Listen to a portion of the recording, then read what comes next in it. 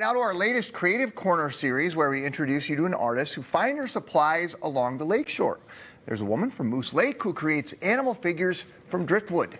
As our producer, Cece Rohde, discovered, it all started with a trip to Wisconsin Point in Superior. This is a keeper, yes.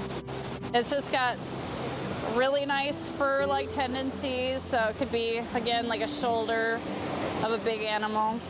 Hi, my name is Jennifer Szczyrbak. I am a driftwood artist and also a painter. I'm from Moose Lake, Minnesota, and I have a studio gallery in Moose Lake. We were busy raising kids and we needed a date. And I saw this piece of driftwood, and it had an eye and a mouth and a snout and the neck. And I thought, God, that looks like a moose. That'd be fun to make him a moose. So I made him a moose.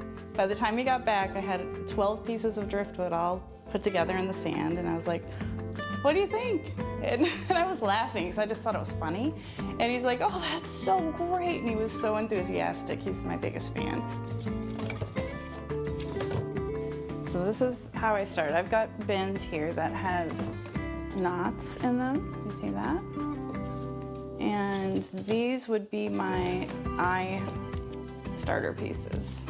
I love eyes, so that would be knots in the wood. Because that's how I start my pieces, with the eye. So that's the very beginning, and the eye is like the center of your soul. The eyes are important. So I would start with this, lay it out on my table, and you know, if I come across a piece like this, you know, and it just starts adding to whatever this head is going to be. We're here at Lake Superior doing what I love doing, collecting driftwood. So I've already found a few fun pieces. You just never know what I'll make. It just became, it was a neat thing because I am working with something that's dead, right? Driftwood is just dead and colorless, yet I am able to take that and turn it to something that looks alive. I spend a lot of time alone in my studio, so when I do get out and hunt for driftwood, it's an adventure because I get to say hi to people that are walking by or just enjoy the view. And then you never know what I'm about to discover. It's like treasure hunting. And Jennifer joins us now with some of her completed driftwood artwork. Jennifer, thanks for being here. Yeah, it's so nice to be here. Making the drive down. These pieces are stunning. They really are. Thank you. Thanks so much. I didn't realize they were going to be this big. Oh, yeah. Like you need a wheelbarrow when you're leaving the beach to grab all that driftwood. Yeah, I've got a strong husband, so he's such That's a his good job, helper. I was reading a little bit about you, and I love the idea that, you know, you had this big piece of driftwood you asked your husband to bring back, and he was like, what, huh? And then you laid out different pieces on the sand to show him what you could make, and he said, oh my gosh, yeah, you have a talent here. Do you do that with all of your pieces, or was that just kind of an entry piece to convince him that you knew what you were doing? There are a lot of pieces of driftwood that have inspired me to start a certain animal. But there's other times when people will contact me and ask me to create a certain animal, and then I have to look for those pieces. It's like puzzle pieces that are scattered throughout the beach, and I have to find the right ones that'll fit that type of animal. So let's talk about a couple of these, the loon down here on this end. How long does it take you to build a piece like that? If I am pretty focused down and uninterrupted, I could probably finish that in 2 to 3 weeks. Okay. Well, aside from just being able to eyeball the pieces, how they come together like that, which is crazy to me that your mind works that way, where you just look at that like, oh, that would be great for the loon's neck. How are these things held together? Oh, I like to, for my smaller detailed pieces, I do like to use glue, but to keep them very strong and sturdy, I will pre-drill them, and then I put in some construction screws and cover them up. But you're not like cutting out a piece of wood and then attaching them to a piece of wood. This is kind of like free form together. Yep, I build one on top of another. Are you manipulating the wood at all to get like the roundness of the head? Or Typically, no, but there are times when you will see me sand or snip. I try not to, but there are times that I just have to. Otherwise, I Sure. would be Yeah. searching and Yeah. searching and searching. But I take a lot of pleasure in using the shapes that I find that inspire me. do you prefer, like I'm looking at this eagle and my guess is you found this first and said that's a I beak? didn't, No? What did you find no. first on this one? With this one, I found, if I could lift it up for you, I found this, so there was like a head piece here, and then It goes down. went down, kind of the shape of the body, and then I had a little stand that it just perfectly fit in, like they were made for each other. That happens to me a lot, actually, and I'm so thankful when it does. I'm just like, they're meant to be.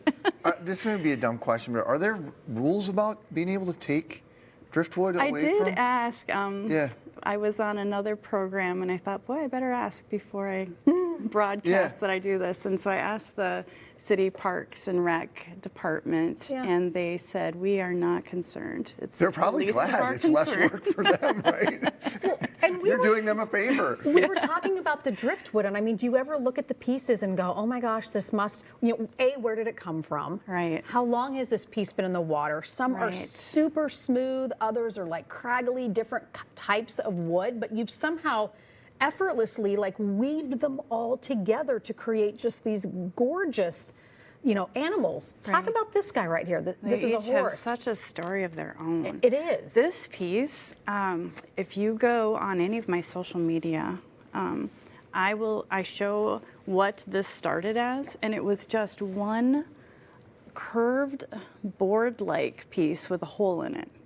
So it's about this big, and then For I just one added piece. to it. But it had the eye already built in for me. And so it just, to me, it looked like a horse kind of turning its head. And I just went from there. And I never know where I'm going to end up. Sure. So I start this, and I'm like, there are no instructions. Yeah. So I just use the driftwood. The driftwood kind of guides me. And at one point, I was like, maybe I should do the backside. So I added the backside to this horse. So it's kind of fun because it's got character on both sides. Well, and it's the motion. Do you Yeah, notice the yeah, it flows. motion It all with the flows. pieces? It looks Yeah. so realistic in a really great way. Do you envision this piece sitting on a table, mounted somewhere? I think so. I think it definitely would look great on a table where you could come into a room and see it from either All side. angles. Yeah. Would you envision a day where you complete the horse and have something Oh, body and legs? like a giant, like even going bigger and Like outdoor yard. yeah. I have been toying with that idea. Yeah. I have not built three-dimensional yard pieces yet. Sure. But I am, in my mind, figuring out a way to See one how day that do would- that. yeah, well- Do you like the moose? Because I see a lot of moose, like this one here. Is that That moose, that was one of those things Wow, that that's happened beautiful. where I did not realize I would be building a three-dimensional life-size bull moose. A couple contacted me and they said, we know you like to do two-dimensional wall pieces of moose, and you've done some smaller three-dimensional pieces. What do you think about doing this life-size piece for our really big fireplace one. wall? And I was all for the challenge.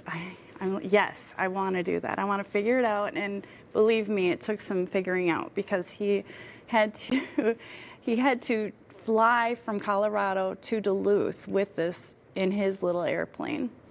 And so he said, if there's a way you could make the antlers detach. Oh, geez. so I can get it on the plane? Yes. Yeah. Yes. So Wow, it took lots a of lot challenges. of trial and error, but I learned so much along the way.